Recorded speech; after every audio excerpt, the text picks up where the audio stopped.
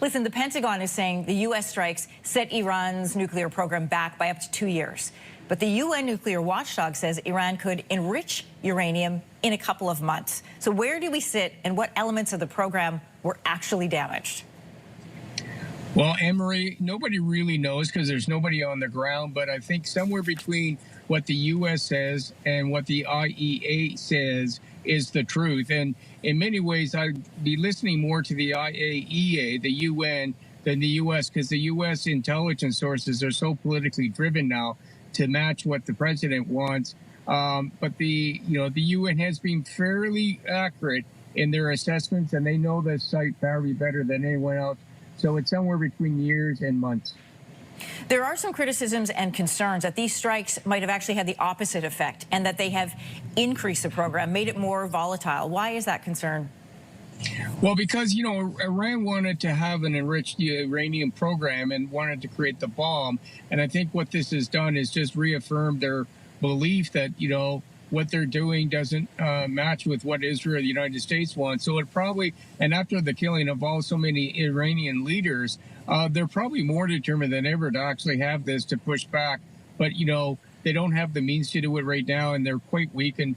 But it might have a boomerang effect on what the intent was of the U.S. and Israel.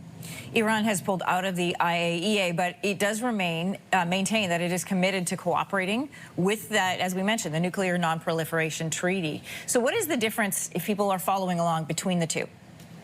Well, one is that, nuclear power is for good purposes, and we use it in this country, can actually generate electricity for people and society's need. So there's nothing wrong with that. But taking it to make it, weapons for war, and that's the difference between, nuclear for peaceful purposes and what Iran is trying to do and become part of that nuclear arsenal-equipped countries.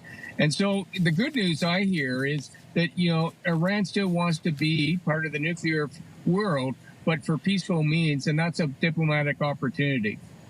The U.S. plans to hold talks with Iran in the coming week about its nuclear program in Oslo. So what does this mean for its relations with Iran moving forward? They have killed their scientists, they have killed leaders, and they have hit their major nuclear targets. Where did these conversations even start, and where do they go from here? Well, the fact that, Iran is talking and is going to be at these talks is a good news story. And I think, one of the good outcomes of the 12-day war has been that Iran's proxies have been, heavily treated. The nuclear program is set back, and really now Iran is forced to have some conversations about how can they become more compliant and demonstrate behavior that is, what we all want, and work with the world. And I think that's the opportunity that these talks have that maybe we didn't have before the 12-day war. Retired Major General David Fraser, CTV News military expert, thanks for joining us this morning. Please drive safe, sir, and have a great weekend. Oh, I'm stopped. Hands off. Hey, thanks so much, Anne-Marie. All right, coming up after the break.